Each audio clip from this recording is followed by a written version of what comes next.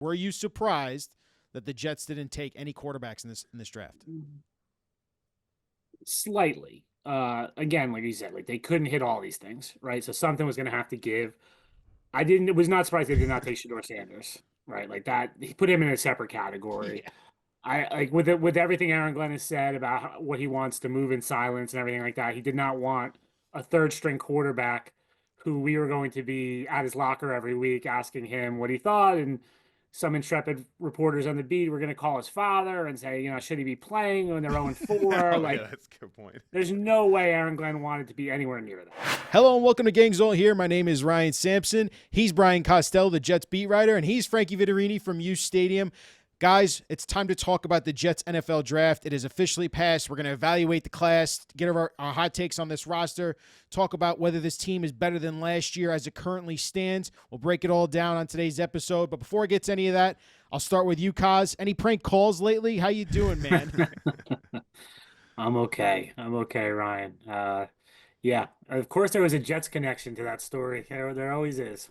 Man, that's a wild story. I don't know if you are watching this episode. Obviously, Jeff Ulbricht's son taking the phone number of Shador Sanders and making that prank call that went viral on night one. Just not a great look, obviously, for the family, and I feel for Jeff Ulbricht and what he's going through right now. But Frankie, how you doing, bud? I'm doing great, man. I'm in studio. Feeling good. I did some prank phone calling myself on that night, by the way. Not to NFL draftees, but I like to prank call every once in a while. But I'm feeling good, man. I want to get into this draft. Yeah. I'm not as optimistic as most people are, but it wasn't a bad draft. But Yeah, well, that's where we're going to start. And I'll ask you first here, Kaz. What are your biggest takeaways here from Darren Muji and Aaron Glenn's first draft class? Yeah, I mean, look, I don't get into like pretending like I know how these players are going to work out. I haven't watched one Missouri football game. I probably watched LSU a little bit, but I grade on logic, Frankie, and the logic computes with me, right? I thought we talked about it a bunch. I thought that they should go tackle with seven, because I thought they could get a tight end somewhere else, whether that was a trade or whether that was in the second round. And then they did it in the second round. They went there. The cornerback, sounds like a player that Glenn loved, long, physical. So I'm good with that. And I think day three picks are dart throws, and you're great. You're drafting on traits, and no one's going to be a perfect prospect. And we'll see if they can get anything out of day three. The Jets haven't in recent years, so that would be a big win for Muji and Glenn if they could get something out of day three down the line. Frankie, what'd you make of the Jets draft class? my biggest issue with the entire class is it's a safe class. I wish they rolled the dice a little bit more. I think they got a bunch of players with high floors, but not with high ceilings. Like, if you're going to do Mason Taylor at 42, which I get, it makes sense. It's a need. He's got, great hands. He comes from a football family. He's a strong kid, young, one of the youngest players in the draft. I would follow that up in the third round with a little bit of a dice roll at corner if you want to go there. Maybe Sharon Revel, or take a receiver. Jalen Noel was on the board. Do something to kind of spark things up. They go with another high floor pick, Nazariah Thomas. And you could say the same thing about the fourth round. Yep. And you could say the same thing about the seventh overall pick. So to me, it wasn't a bad draft. I think it was a smart draft, but I think this team we need some rocket ships, man. We need somebody that's going to be an all-pro, or a couple guys that'll be all-pros or perennial all-pros. And I don't see it out of this draft. Maybe Membu, but outside of him, I don't see all-pro ceilings with these picks. I'm just going to be honest about it. Yeah, I think for me, the biggest thing was they addressed two of their biggest needs with the first two picks, with the tackle and right tackle. They're short up their offensive line, and they got potentially a starting tight end. Kaz, it feels like that was the smart and balanced approach that the Jets front office seemed to go for at the beginning of this draft. Yeah, you want starters in those first two rounds, right? Everything after that, to me, the third round pick is usually a guy you want that can come and play special teams right away, and then you hope he becomes a starter in year two. That's always how I looked at third round, and everything past that is a crapshoot. But yeah, I thought they did a good job of filling the needs there, and I think Membu is a guy who could have a high ceiling. All right, 21 years old. He really didn't take off as a football player until his junior year in high school. So I think there is growth there. I also like that he's a right tackle. Mhm. You're not projecting switching sides, which sometimes can be more challenging than we think. So he can slide right in at that right tackle spot, and like you said, he fills out the line. I talked to somebody with another team who's like, yeah, they filled 2 starter roles in the draft, which is hard to argue with that. The rest of it, well, yeah, a lot of the draft is wait and see, Ryan. Like, we'll wait and see. It's very hard to predict. If we were sitting here in what was it 2021, would we be saying like Jamie Sherwood, that was a really good pick, like they're going to give him $45 million in 4 years? Like, no, like it's very hard to tell. So yeah, but I think logically I liked what they did. If you're looking for one criticism from me, I do think they probably needed to add to the defensive tackle room. Mm. Even you can't get a starter at every position in the drafts, but I do think you could have taken a younger, add a younger defensive tackle to that room. I just don't love what they have right now at defensive tackle besides Quinn Williams. Yeah, I mean, I was going to be my follow up here for both of you guys. Since they addressed the 2 starters, you would say the first 2 picks, they went with the corner in the 3rd round and Thomas. You'll see what he can get out of him. Do you feel like there's still some glaring holes on this team? Kaz just said defensive tackle. Do you agree with that? Definitely, man. Definitely. I do think, though, the way that Steve Wilkes wants to run that defense, there'll be a lot of odd fronts. So I think they wanted guys that had a bunch of positional flexibility. Even the corner, he's a big body kid, right? But they might be he's a great tackling corner. Mm-hmm. The safety, very good in Malachi space Moore, at tackling. Yeah, tackling Malachi Moore. The same thing with Brandon Stevens. You see they're doing that with the D-backs and the defensive line too. They like that positional flexibility across the board. In my opinion, drafting Arian Smith in the 4th round when you had Ty Robinson on the board and the Eagles draft him a pick after us was a little alarming to me, but you can't teach speed at the end of the day. Right. And the Jets weren't going to fill every hole in this draft. Yeah, they didn't have 12 picks. No, it's just like you had maybe 10 holes to fill. I mean, it's like it's not realistic. I'm not killing them for not drafting needs everywhere, but where I am killing them a little bit is just the caliber of player and their ceiling factored into that. I thought was a little capped. But yeah. Kaz, what did you think about ultimately the holes that they did fill and what is still left there for this Jets roster, you think, to just take them a little bit over the edge here from last year? Yeah, I mean, I'm still looking playmaker wise too. I mean, defensive tackle's number 1 for me, but Yeah. playmaker wise, I don't hate the Arian Smith pick as much as some people do. I like Frankie said, you can't teach speed, so I get drafting speed there. I highly doubt he's going to be able to contribute as a rookie, right? I think there's some developmental things that are going to have to happen there, and maybe as like a small package of plays. But I don't know. Maybe I'm scarred from all the years of covering the Jets. I just haven't seen receivers develop over time. So I'm skeptical. Just about Garrett that. Wilson, right? What? Just Garrett Wilson. Well, Garrett Wilson didn't need basically. development. Maybe the top 10 pick, like that's fine. It's all these receivers they've taken I know. through all the years who are like, oh, maybe they could develop this guy, and they never develop. So I think playmaker wise, like Frankie said, I think Mason Taylor is going to be a nice target for Justin Fields. I'm not sure he's going to be explosive and add that dimension to this offense. So I still kind of feel like Breece Hall is the 2nd best receiver on the Jets. So I'm curious how that goes, and and there's depth all over the place. I still not sure safety how that's going to shake out. Not sure about Brandon Stevens at corner.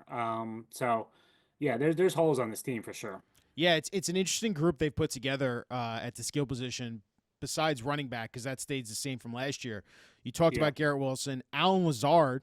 We find out on a restructured deal here, Kaz. He's not going to be cut. It seems like, even though a lot of us and we saw in reports, could they potentially be cutting Lazard as a salary cap casualty? They reworked the deal. He's still on the team. He's working out with Justin Fields catching balls yesterday. We saw from the Jets PR team putting out there. And Josh Reynolds, another guy out there. And let's not forget their wide receiver pick from last year, and Corley and what he had last year and what he produced.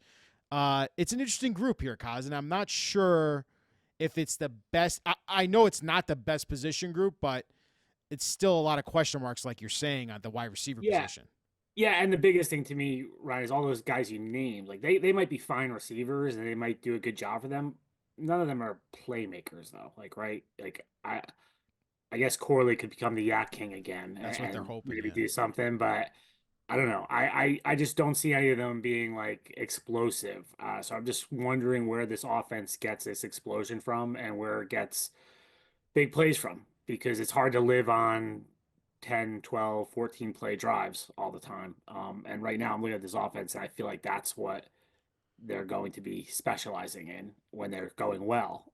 So I just don't know where the big play capability comes from right now. Kaz, I was going to ask you, how do you look at this Tanner Engstrand offense? I mean, do we have any indications as to what he wants to do or how much he was actually involved with what the Lions were doing with Ben Johnson? I'm just curious because I think that's the biggest variable here. Yeah, I've talked to some people in Detroit. He was involved, but he was more involved like, I think he handled like the red zone, stuff like that. Like they give people responsibilities like that.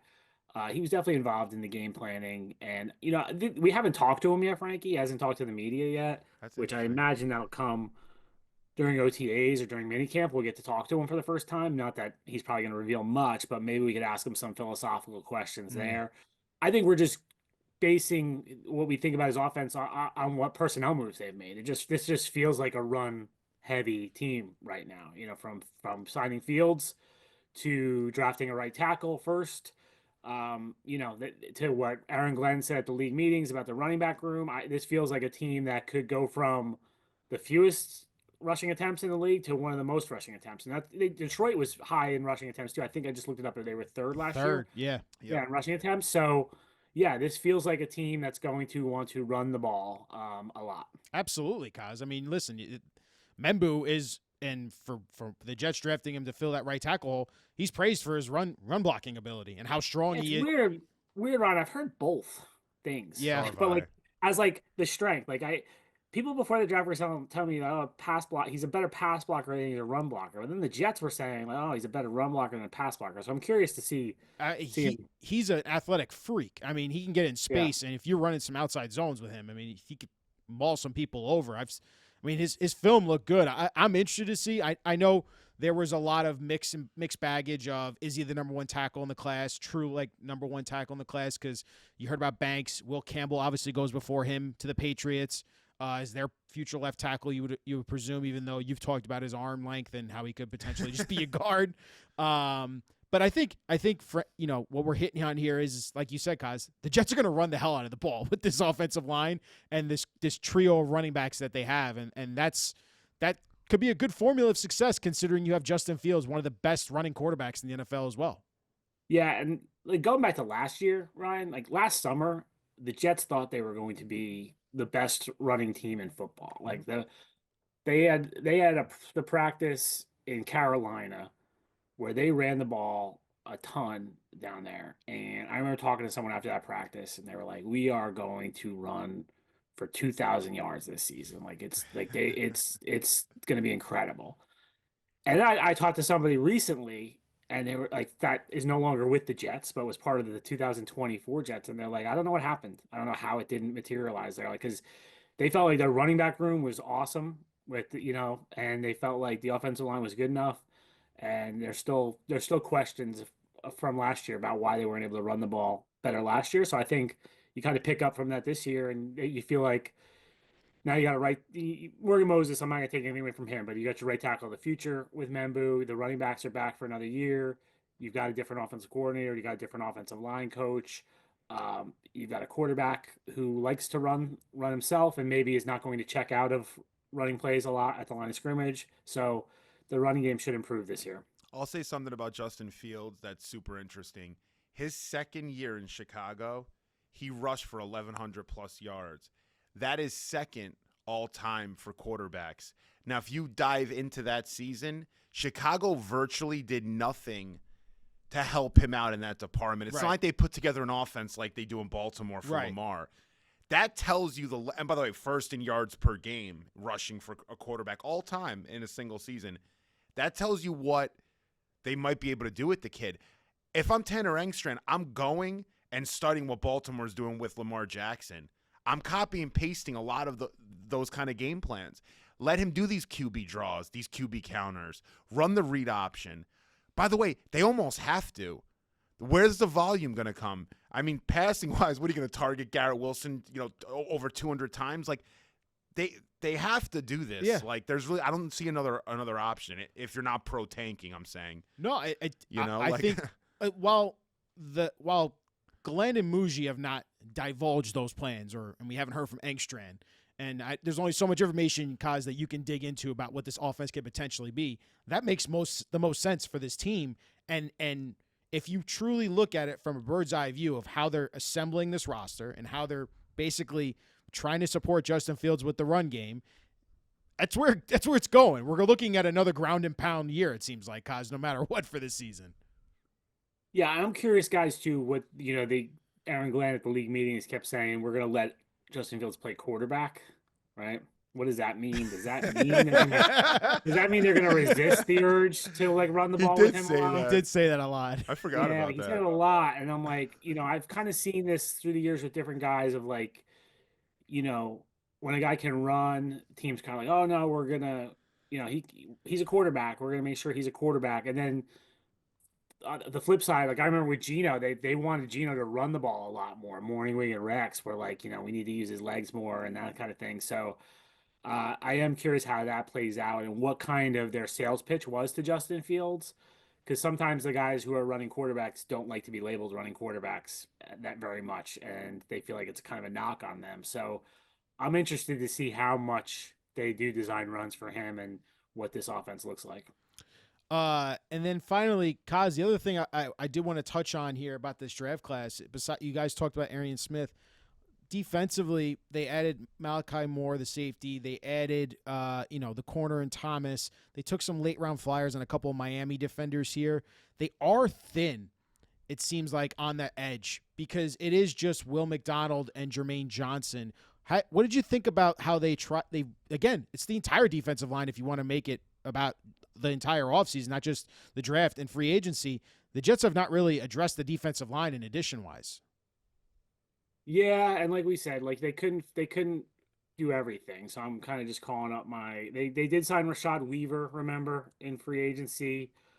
Your good friend Michael Clemens is still on the team. Your favorite player. Watson, Eric Watts and Braden McGregor were, the popular undrafted guys last year, and they're back. So they're going to need people to develop and take a step forward at that position because, I feel like they don't have a lot of depth there, and teams usually like a heavy rotation at those positions.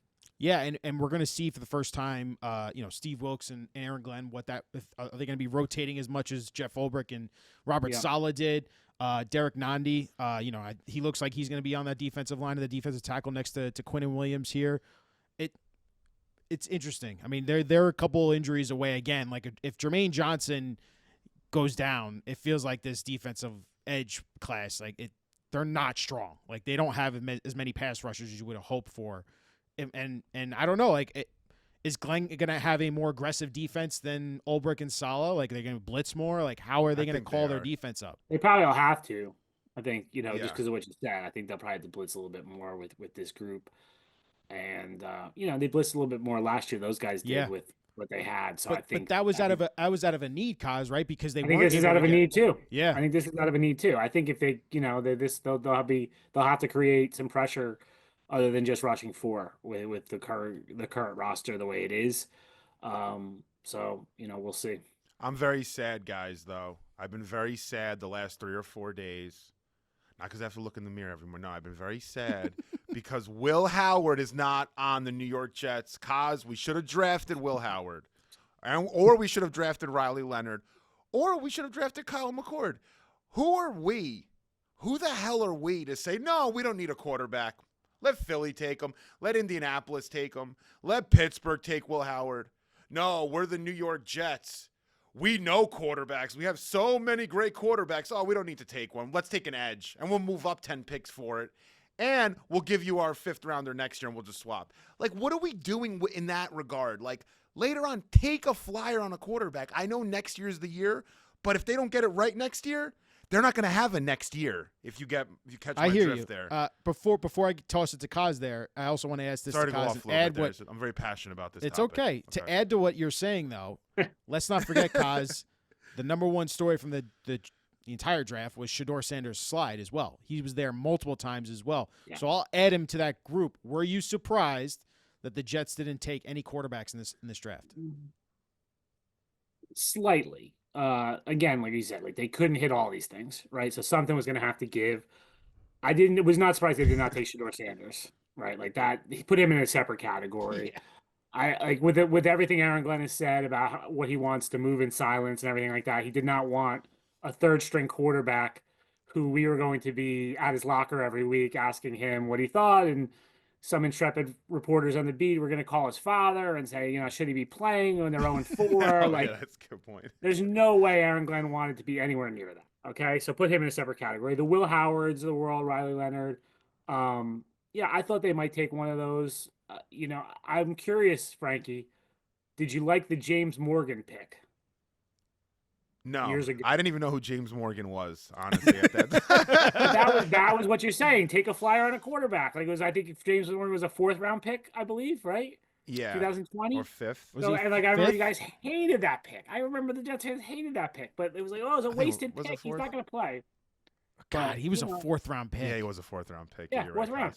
Yeah, Kaz, I'll say this: I'm in a unique situation here talking about these quarterbacks because I like a lot of them in a weird way. Like, I really like Will Howard. It doesn't make any sense. I really like Riley Leonard. Like, my quarterback rankings, not that anyone cares, but it was Cam Ward, it was Jackson Dart, Will Howard, Riley Leonard, Kyle McCord. Where was Shedeur? Off your board? 6. No, he was off my board. No, it was just a weird situation for me where, listen, the chance that Will Howard or Riley Leonard or Kyle McCord becomes a great quarterback in this league is slim, right? For me, though, where they got drafted and my personal liking with them, that group of 3, the 3 Musketeers, I call them, I just thought it could have made sense for us. Like Indianapolis, and you could have ran the same offense with Riley Leonard and arguably Will Howard. He can move a little bit, as you would with Justin Fields, more Riley Leonard.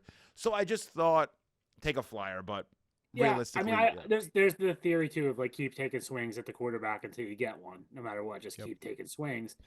I think the question that we don't know the answer to is Jordan Travis right now, right? Because they wouldn't answer that question when it was asked at the draft. How weird is that, Kaz, the whole Jordan Travis situation? It's very weird because we're in April, like, right? Like I understand teams being reluctant to share medical information when it's even August. I could say, like, August a little bit, but like September, when you got a game coming up and you want to do that, like, be quiet about injuries. I get it. But they're not playing a game for 5 months, so we can't really we can't know if he's participating in OTAs. Like, it was a weird stance to take. So that just adds to the mystery of it. Like, it made me think, oh, he's doing nothing. Because I think they would have wanted it out there if he was doing stuff. So yeah, I mean, if he's healthy and he's going to be ready for training camp and he's going to be the guy, taking the 3rd-team reps in training camp, I think you've got that quarterback you're looking for, Frankie, in terms of taking a shot on him. He hasn't gotten a shot yet after drafting him last year. If he can't play at all, and it's Adrian Martinez is the 3rd string in camp, then they probably should have taken one on day 3. Yeah, it was definitely interesting that they passed on all those quarterbacks. But I think personally, they're going into this season, at least for Glenn and Muji, this is an evaluation year. We still haven't gotten the extensions that we're pleading for them to sign with Garrett and Sauce. We've already heard rumors, and Kaz wrote about today in his Post Sports Plus piece about Breece Hall. There was rumors about him possibly being traded during the draft or leading up to the draft.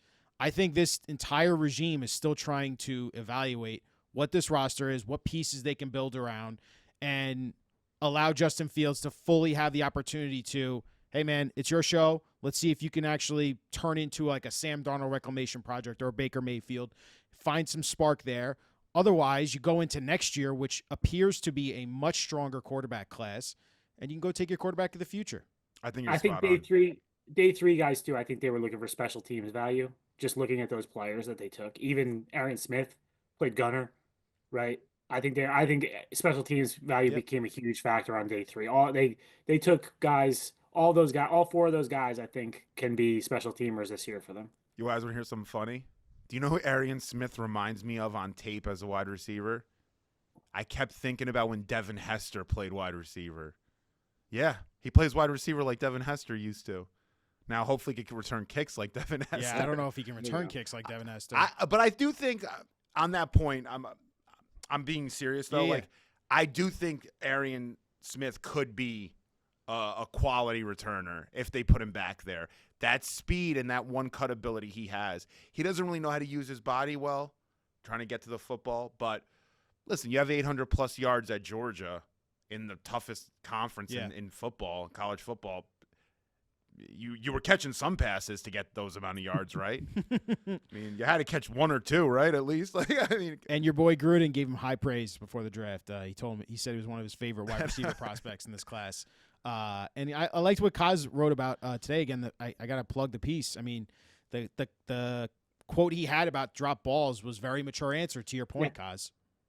Yeah, and that's and Glenn brought that up too. He said he's self-aware of it. So I do think, sometimes you talk to guys who are 21, 22 years old and you bring up something that maybe is a flaw in their game and they kind of fire back at you. And I think it's a tough question to answer too right after he got drafted, and he handled it well. Said he acknowledged it. He's got to do better. And, he said everyone in the NFL is trying to get better. So he's going to do that. So I thought that was a positive for them. My last part about this, Kaz, now that we're through free agency, we're through the draft, looking over this roster, how does it compare to last year's roster? Last year we all knew it was a playoff. Last year's roster was overrated. So Yeah, that's the problem. So, I just did this in my Post Sport Plus thing. I did position by position, and it came up even to me. Like I had 5 positions that were better last year, 5 positions that were better this year. But the one caveat to that is some positions are more important than others, and I think this is going to come down to Justin Fields, how he performs, and on the surface, when you go Aaron Rodgers and Justin Fields, you're like, well, Aaron Rodgers is 10 times the quarterback Justin Fields is. Yeah, 2020 Aaron Rodgers was. I'm not sure 2024 Aaron Rodgers was. He was probably better than Fields, but I think the gap is close there if Fields plays well. Kaz, do you have faith in Fields? Oh, I mean, like, not faith in his ability to play football. Yeah. Like, wow. That was just straight no. As a long-term faith answer. in him, no. Faith, no. I mean, like, what percentage chance, and I know this is a weird question, but, like, what would you put it on, like, a 1 to 100% scale that Justin Fields is starting for the Jets in 2 years? Or, let's say 3 years. So he has this 2-year contract, right, and then he's the starter in year 3. Answer that first. Yeah. 5%. Whoa. I agree. I'm not like that. I think they're gonna. It sucks to say that. You don't want to say that. But it's No, listen. reality, I'm right? rooting for Justin Fields because I do think there's still insane talent there for him. It's a lottery ticket. It is a lottery ticket completely. Like you buy the lottery ticket and you're hoping you're going to win the $10 million prize, but in your heart of hearts, it probably isn't going to happen. I'm probably going to be back here tomorrow buying another lottery ticket. So that's the way it is. And with Baker Mayfield in Tampa Bay, I was gonna say I would say the same thing. Yeah, Baker Mayfield looked like he was done. Remember, he went to Carolina, he went to Los Angeles. Like, he was bouncing around. See, I never saw that year from Sam Darnold last year coming, right? And like, I liked Sam when he was here, but I never. Once he went to Carolina and then was a backup in San Francisco, I didn't see that coming. So, the one thing I'd say that's different to me in those situations was it feels like they walked into the best situation possible for them, play caller wise, receiver wise, offensive lines were pretty good. I'm not sure the Jets have that same thing here. They have a stable of running backs and a great offensive line, and that's one thing I will say about Justin Fields. He's walking into a situation. I don't know if it's great, Ryan. A potential to be great. I think this is the best offensive line he's had in his entire career. Chicago did not have anything in front of him, and Pittsburgh was really bad last year. He's gonna have a chance to have potential really good offensive Taking line. in front sacks of him. has also been Justin Fields' kryptonite. No a bit. doubt. He's been sacked a bunch. Yes. So now having an offensive line like this that hopefully is able to hold him up, that'll be big for him. I totally agree. And one note The on system makes sense for him, Yeah. by the way. If you're going to put a system for a running quarterback like Justin Fields together, outside of getting him wide receiver 2 help, forget that. it's going to be feeding the tight end though. You know, like yeah, that. Like the roster offensively makes sense for Fields. It's just how far is Fields going to take him? Justin Fields in his career targeting the tight end position. He has a 70% completion percentage. He's thrown 10 touchdowns to them in his career. It's That's where good. he's going. Like he's gonna throw to the Ryan, tight end a lot. Do you have the numbers for running back? Because somebody told me I was talking to somebody from Targeting Chicago. running back. He never because I said just talking to someone in Chicago and I said I think Brees Hall is probably their number 2 target right now, and he goes, no, he won't be. He said Fields doesn't throw the running backs. He doesn't. I could get that to you in 1 second. Fields, Okay, so- based on what I've seen, I've done a little research on Fields. He really is he hikes the ball. He doesn't look to run first, whereas people assume he does. He's not that quarterback. He'll look at his first read, wait to see if that first read's open, then go to a second read, which is usually a tight end or a wide receiver too, and after that point, he's out of the pocket trying to get yards. So Yeah. in his career, he's attempted 136 passes to the running back. Actually has a 77% completion percentage. Only 2 touchdowns and 3 interceptions, though. Wait, how many attempts? 136 attempts to running backs out of the backfield. That's not that much. And he's yeah. only had thrown 2 touchdowns and 3 interceptions. His whole career to running His back? whole career How to many running backs. receptions did that yield? Does it say? He has a 77% completion percentage. Okay, so do the 105 math. completions. Okay, Yeah. got it. I mean, All right. I'd have to go through and see like how far is he throwing screen passes, Yeah, what exactly he's Yeah, throwing. But it's interesting. That's an interesting note, guys. That is interesting. I didn't even know that. Because we do know how Someone's special on Brees Hall is Chicago. with the ball in his hands, even as out of the Yeah, backfield catching the ball. So we'll see. And like guys can develop too. They can develop, and so we'll see if they can coach them up. Bottom line, Kaz, do you think that the Jets, or I should say Darren Muji, will try to make another big, not big splash, but just like another key addition here? If it's a defensive lineman or maybe it's a wide receiver too, could you see them making a trade here or a move before before training camp starts? Yeah, I think I'm not sure about trade, Ryan. Trades get harder now, right? Because you don't have draft picks sitting there. Like you could trade next year's draft picks, but I don't know. That gets a little trickier at this time of year. I could see them signing guys, but again, I don't know who the impact is going to be. Look, Joe Douglas signed Morgan Moses in 2021. I think it was like late June when he signed him, and he played very well for them that year. So you can find guys later. I remember Ryan Griffin coming in really late, the tight end back in the day, and he played well for them. So you can find some guys off the street. I'm not sure how high impact they are going to be. I did hear this to you guys. One little draft nugget that I heard was they were having conversations about Dallas Goedert. That if they didn't, I heard the plan was Membu, and then if Membu was gone, they were going to take Tyler Warren.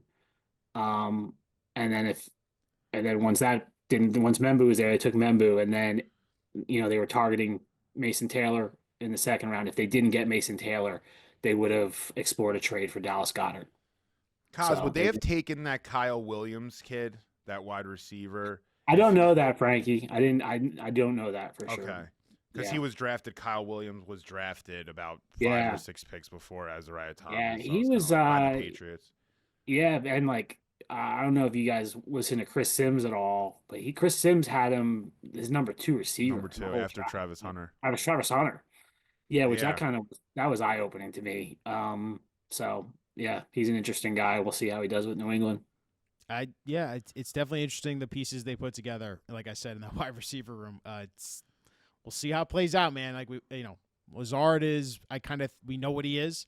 Josh Reynolds is a veteran, but Lazard played well at the begining of last year, Yeah, he but did. the thing with Lazard was like, oh, he plays well with Aaron Rodgers. That was kind of the storyline last year. It was like I think we said like, what's the difference? And he kind of chuckled. It was like he was basically saying like, yeah, I was playing with Zach Wilson last year and he had Aaron Rodgers. So we'll see. If you look at this wide receiver draft, just last note on it, there's a bunch of receivers that were taken in that third round that weren't even projected to go that high, like Pat Bryant and maybe Savion Williams was, but Ty Felton, some people had him as like a 6th rounder. So this wide receiver class was what we thought it was. Yeah. It had a few nice players at the top and then a complete crapshoot after. You might have Kyle Williams as your 2nd receiver. Some boards might have had him as their 10th or 12th receiver. So you don't really know. We'll see how it sort of works out. But And I 30 defensive tackles were taken. Yeah. Which is staggering. It's maybe they know something. Maybe they know something we don't. Run the 3-4, baby. Put Quinnen right in the middle. Yeah, Make it easy. who's was it Taylor they took out of Miami last year? Maybe he could develop into something. Yeah, UDFA, right? Yeah, they signed him as undrafted. Yeah. I thought I like Leonard Taylor. I just Like, don't know if he's going to be ready to play right away, but they're going to give him a shot. I think they're going to try and do give him a that, of shot. I course. mean, we'll see, man. Yeah. It's going to be fascinating to see. Like Kaz said, OTAs are coming up here. They'll have rookie mini camp. What's next for you, Kaz? Anything else you got to plug here before we let you go? Nothing to plug. you No? know? West Orange Wildcat softball, Ryan. That's what's next for me. That's so. right. Hey, the weather's nice now, man. I know you're probably enjoying it out there. It's going up and down. It's supposed to be nice for the next couple of days and then rain for a bunch of days. So we'll see. Kaz, you know what? It's vacation time, man. It hasn't stopped this guy. I think it's time to take a break. Not yet. June. In the middle of June. Once we get past the mini camp, then it's vacation. Where are you time. going? Down to Florida? I don't know. No, I don't know yet. We got to figure that out. I will say, Kaz, and I lied. Real quick, this Jets team that you're covering this year, completely different from last year, man. I mean, stark contrast from last year to this year. Yeah, I mean, it's a lot more boring. Right? It feels like, That's all I wanted to hear. right? And the we schedule, got the comes boring out era. on May 14th, and I think it's going to be Sunday 1 p.m., Sunday 1 p.m., Sunday 1 p.m., Monday night, Sunday 1 p.m. I think we're I going to go like back. that. I like I that do too. too. Yeah, I personally. love Sunday. Yeah, morning. it's great I for all of hate us. prime time. Yeah. I can't stand it. Except for Kaz, week 1, we'll have Jets Steelers at MetLife or Yeah. in Pittsburgh. Aaron Rodgers One versus. thing I First of did all, Howard, I not did Howard, a home.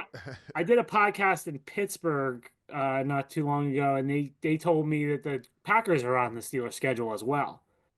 Ooh, Yeah, if Rodgers versus the Packers might be a little sexier than Rodgers versus the Jets. I don't know. I don't know what the networks will like more. It's not at Lambeau. It would be in Pittsburgh. So by the way, I want to give Kaz his flowers because he did ask Aaron Glenn the Aaron Rodgers question. We were saying when he came on the stream, our draft stream, we asked him, Kaz, someone's gonna be the person to do it. We think it's gonna be you, and Kaz is like, I don't know if it's gonna be me. It was. Yeah, I give you a lot of it was me. respect for that. I was cracking up when I heard you ask it. I couldn't stop. I didn't even hear how he answered. I was laughing so You hard. didn't hear the answer? Not at first. I thought it was hilarious because I didn't think Kaz was actually going to do it. No, he has Because he to. came on the stream making it seem like it wouldn't be him. It was. yeah, it funny. was me. I'm sure I got killed. I'm sure I got killed for it. No, people like that That's you a asked. question it. had to A be lot of asked, people man. did. They haven't addressed Yeah. the entire. I mean, I get it. They want to move as far away as possible from the Rodgers Yeah. stuff, but you had to ask it.